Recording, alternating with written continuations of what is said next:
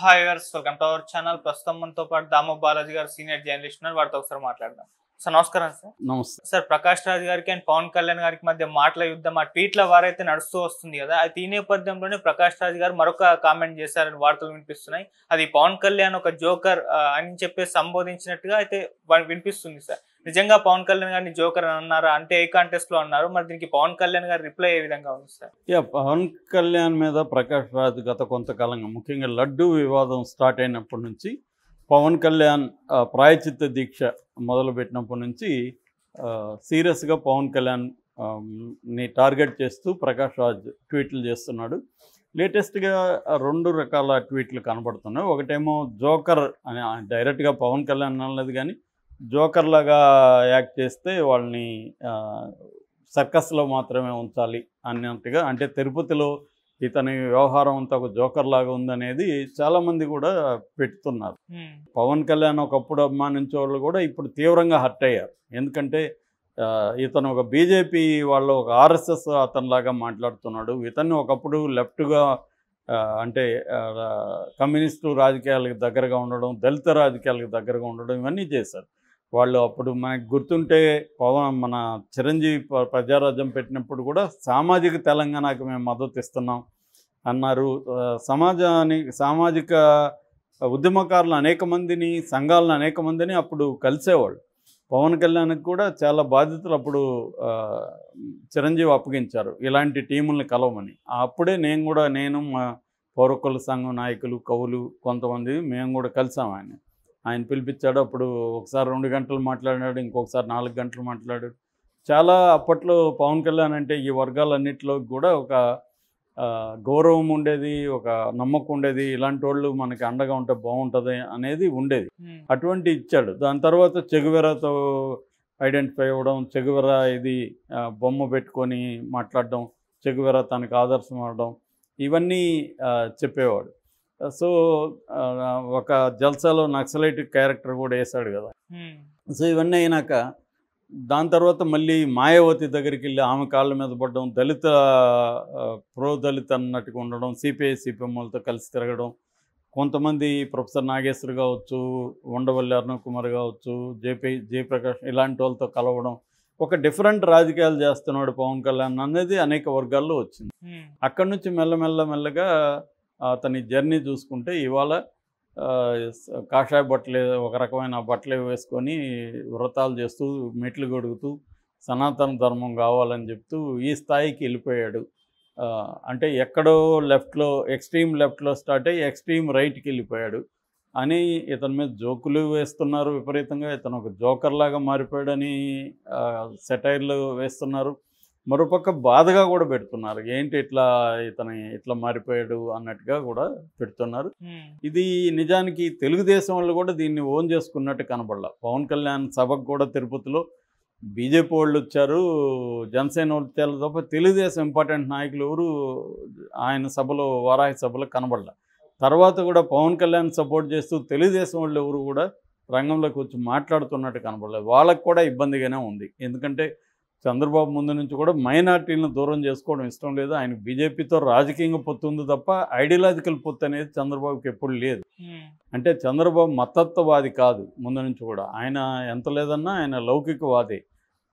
కానీ ఆయనకి విధి లేదు కాబట్టి ఆయన రాజకీయ అవసరాల కోసం బీజేపీతో పొత్తు పెట్టుకుంటాడు తప్ప ఆయన బీజేపీ ఐడియాలజీని తీసుకెళ్ళి వెళ్ళలేదు. కాకపోతే జగన్ ఉన్నప్పుడు జగన్ క్రిస్టియన్ కాబట్టి జగన్కి యాంటీగా కొంత బీజేపీ ఐడియాలజీని చంద్రబాబు అది కూడా రాజకీయ అవసరాల కోసం అడాప్ట్ చేసుకున్నట్టుగా మనకు కనబడుతుంది. అయితే ఇతనిలాగా చంద్రబాబు ఇప్పుడు ఈ వేషాలు వేయడం, సనాతన ధర్మం మాట్లాడడం ఇవన్నీ చేయలేదు.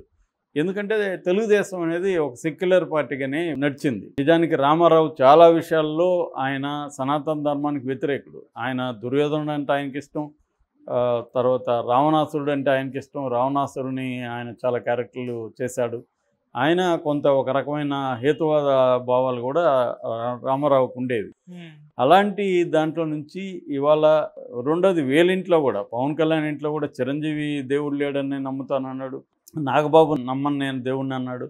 సో ఇలాగా దేవుడు లేడని వాళ్ళు అనుకుంటారు. మా నాన్న దీపంలో సిగరెట్ ముట్టించుకున్నాడని ఇతనే చెప్పాడు. రెండోది అతను పెళ్లి చేసుకున్నది క్రిస్టియన్ని, వాళ్ళ పిల్లలు కూడా క్రిస్టియన్ లాగా పెరుగుతున్నారు, వాళ్ళకి పేర్లు కూడా అలాంటివి పెట్టాడు. ఇలాగా ఉన్నప్పుడు ఇతను వచ్చి సనాతన ధర్మం మీద పోరాడుతున్నా అంటే అది కామెడీగానే ఉనింది. దీని మీద ప్రకాష్ రాజ్ విపరీతంగా మాట్లాడాడు. సో అందులో ఒకటి ఇది. రెండవది మొన్న ఒక రోజుకు ముందు నిన్న చెన్నైలో కలైవానర్ ఏరీనా అంటారు, అక్కడ తిరుచి శివ అనే ఒక డిఎంకేకి సంబంధించిన రాజ్యసభ సభ్యుడు ఉన్నారు. ఆయన ఎప్పటి నుంచో తమిళనాడులో కొంత యాక్టివిస్టులలో ఆయన ఒకరు. ఆయన 5 పుస్తకాలు రాశాడు. ఈ మధ్య 5 పుస్తకాల ఆవిష్కరణ సభ తమిళనాడులో జరిగింది, ఈ చెన్నైలో కలైవానర్ ఏరియానాలో. అందులో వన్ ఆఫ్ ద స్పీకర్స్గా మన ప్రకాష్ రాజ్ ఉన్నాడు.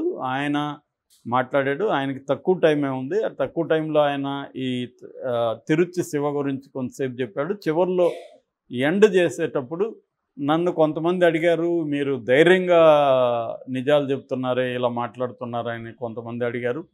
నేనేం చెప్పానంటే, నిజం చెప్పడానికి ధైర్యం ఎందుకు, అబద్ధాలు చెప్పాలంటే ధైర్యం కావాలి, నిజం చెప్పడానికి ధైర్యం అవసరం లేదన్నాను. నేనేం చేస్తున్నాను, నేను కానీ మనం కానీ ఏం చేస్తున్నాం అంటే, బస్సులో బోర్డులు పెడతారు, దొంగలు ఉన్నారు జాగ్రత్త అని, అదే మనం చెప్తున్నాం. అయితే దొంగలకి బాధేస్తుంది మనం చెప్పేది. నేను సమాజంలో వీళ్ళు దొంగలు, వీళ్ళు ఈ రాజకీయాల్లో వీళ్ళు దొంగలు అని చెప్తున్నాను. దానివల్ల ఆ దొంగలకి బాధేస్తుందని ఇండైరెక్ట్గా పవన్ కళ్యాణ్ని ఉద్దేశించి చెప్పేటట్టుగానే అర్థమవుతుంది.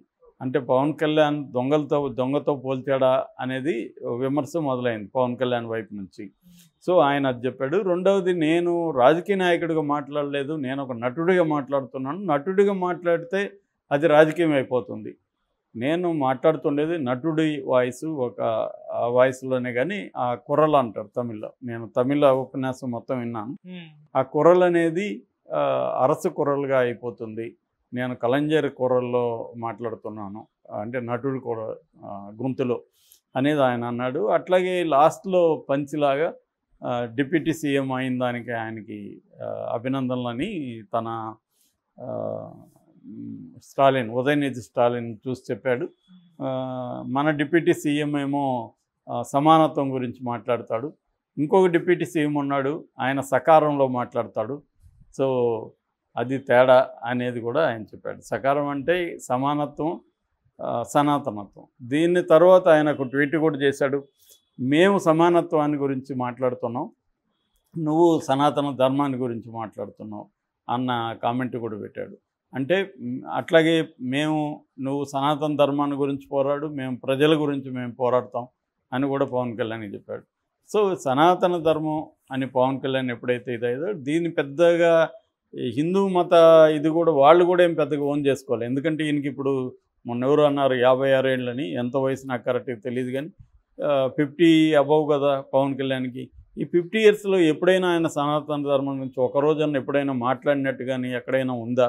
సడన్గా ఇప్పుడు ఎందుకు సనాతన ధర్మం ఆయనకు గుర్తొచ్చింది అంటే, ఈ లడ్డును ఉపయోగించుకొని బీజేపీ అజెండాని అమలు చేయడానికి ఆయన రెడీ అయిపోయాడు. ఎందుకంటే బీజేపీకి చంద్రబాబుని సపోర్ట్ చేయడం అనేది పెద్ద ఇష్టం లేదు, చంద్రబాబు పట్ల వాళ్ళకి వ్యతిరేకత ఉంది. చంద్రబాబే గట్టిగా ట్రై చేసి వాళ్ళతో పొత్తు పెట్టుకున్నాడు. జగన్ పొత్తు పెట్టుకోడు కాబట్టి బీజేపీతో వాళ్ళే వస్తున్నారు కాబట్టి పొత్తు పెట్టుకుంటున్నామని చెప్పారు. అమిత్ షా కూడా అన్నాడు, అప్పట్లో మా దాంట్లో ఉన్నాడు, వెళ్ళిపోయాడు, మళ్ళీ ఆయన వచ్చాడు, ఓకే అన్నాము అన్నంత క్యాజువల్గా వాళ్ళు చెప్పారు.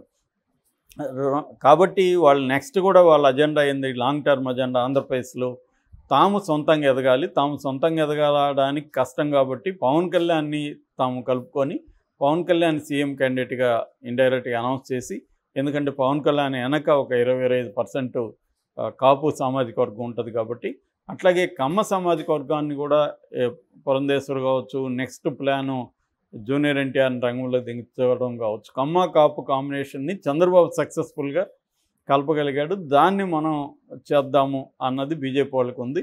ఎందుకంటే చంద్రబాబు తర్వాత లోకేష్కి అంత ఎఫెక్టివ్ ఫాలోయింగ్ ఉండకపోవచ్చు, అప్పుడు బీజేపీకి స్కోప్ ఏర్పడుతుంది. ఎప్పుడైనా కూడా ఒక పార్టీ వీక్ అయితే ఆ ప్లేస్లోకి బీజేపీ రావడానికి దేశంలో అనేక రాష్ట్రాల్లో బీజేపీ ప్లాన్ చేస్తుంటుంది.